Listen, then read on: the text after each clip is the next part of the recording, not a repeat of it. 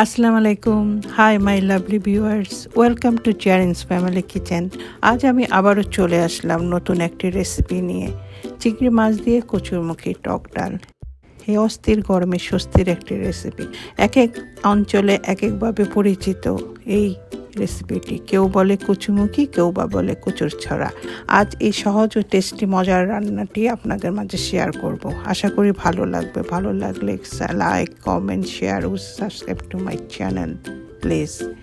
আসুন দেখে নেওয়া যাক রেসিপিটি। এজন্য আমি নিয়েছি 4টা বড় কচুমুখী, রসুন কুচি 2 টেবিল চামচ, লবণ স্বাদ মতো, পেঁয়াজ কুচি, আধা কাপ, হলুদ গুঁড়া 1/2 চা চামচ, মরিচ গুঁড়া 1 চা চামচ, ধনে গুঁড়া 1 চা চামচ, চিংড়ি মাছ 1 কাপ, তেঁতুলের পাল্প 2 টেবিল চামচ, মরিচ 6টি, ধনে পাতা কুচি 2 টেবিল চামচ। আমি প্রথমে কচুগুলোকে পর্যাপ্ত পরিমাণে পানি দিয়ে হাই আঁচে সিদ্ধ বসিয়ে দিয়েছি।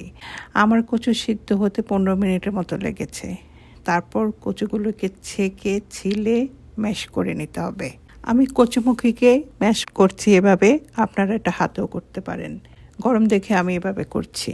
কচুমুখীকে বেশি ভর্তা করা যাবে না, একটু ভাঙা ভাঙা রাখলে ভালো লাগবে। এখানে কচুমুখী হয়েছে 2 কাপের মতো। তারপর চুলায় একটি প্যান বসিয়ে এর মধ্যে তেল ঢেলে দিব। তেল ঢেলে দেওয়ার পর আমি এখন পেঁয়াজ কুচি ও রসুন কুচি ঢেলে দিচ্ছি। ঢেলে দিয়ে এটাকে ভালো করে নেড়ে বাদামি কালার করে নিতে হবে।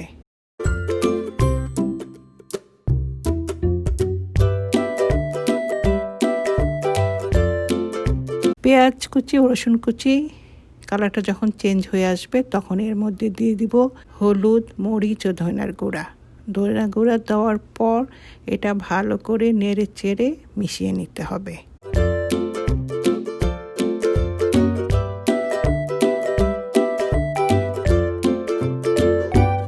মিশাতে মিশাতে এক পর্যায়ে দিয়ে দিতে হবে আধা কাপ পানি। পানি দেওয়ার পর এটা ভালো করে মশলাটা কষিয়ে নিতে হবে, যাতে করে সুন্দর একটি স্মেল আসে এবং মশলার গন্ধটি চলে যায়।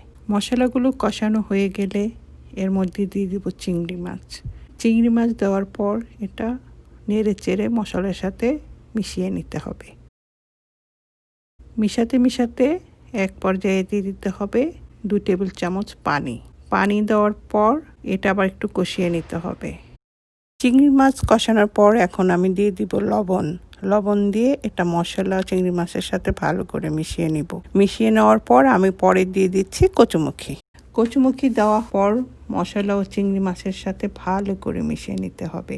এতে কষানো হবে, আবার সব কিছুর সাথে মিশবেও ভালো। যত কষানো ভালো হবে তখন তরকারির টেস্টও খুব ভালো হয়। সেজন্য ভালো করে নেড়ে চেড়ে মশলা, চিংড়ি মাছ ও কচুমুখী একসাথে কষিয়ে নিতে হবে। তারপর আমি এর মধ্যে দিয়ে দিচ্ছি 4 কাপের মতো পানি। আপনারা স্ক্রিনে দেখতে পাচ্ছেন। পানি দেওয়ার পর এটা ভালো করে আবার নেড়ে দিতে হবে। ভালো করে নেড়ে চেড়ে দেওয়ার পর যখন কচুমুখিগুলি পানির সাথে মিশে যাবে তখন এটা আমি ঢাকনা দিয়ে 4 মিনিটের মতো রান্না করব। 4 মিনিট পর ঢাকনা খুলে আবার একটু নেড়ে দিতে হবে। নেড়ে চেড়ে মিশিয়ে নিতে হবে। তারপর দিয়ে দিব তেঁতুলের পাল্প। তেঁতুলের পাল্প দেওয়ার পর আবারও এটা মিশিয়ে নিতে হবে। মিশিয়ে নিয়ে আমি এর মধ্যে দিয়ে দিব কাঁচামরিচ। আমি কাঁচামরিচগুলো আস্তই রেখেছি, এটার মাঝখান দিয়ে কাটিনি। তারপর দিয়ে দিব ধনিয়া পাতা কুচি। ধনিয়া পাতা কুচি দেওয়ার পর আমি আবার ঢাকনা দিয়ে ঢেকে দেব। ঢাকনা দিয়ে 2 মিনিটের মতো রান্না করব।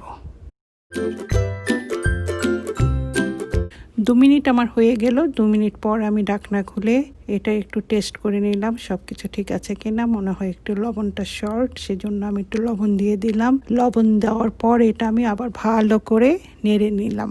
এই তো হয়ে গেল আমার চিংড়ি মাছ দিয়ে কচুমুখির টক। এখন আমার পরিবেশন করার পালা। আমি চুলাটা নিভিয়ে দিয়ে এখন পরিবেশন করে দেখাচ্ছি আপনাদের কতটা টেস্টি আমি হয়েছে। আলহামদুলিল্লাহ, দেখে তো মনে হচ্ছে এক বাটি ভাত খেয়ে ফেলবো। আমি এটা একটু পাতলাই রেখেছি, ঠান্ডা হয়ে গেলে একটু ঘন হয়ে যাবে। তো ভিউয়ার্স, আমার রেসিপিটি আপনাদের কাছে কেমন লেগেছে আমাকে জানাবেন অবশ্যই। ভালো লেগে থাকলে অবশ্যই like, comment, share and subscribe to my channel. আমার জন্য দোয়া করবেন। আপনারা ভালো থাকবেন। আল্লাহ হাফেজ, বাই।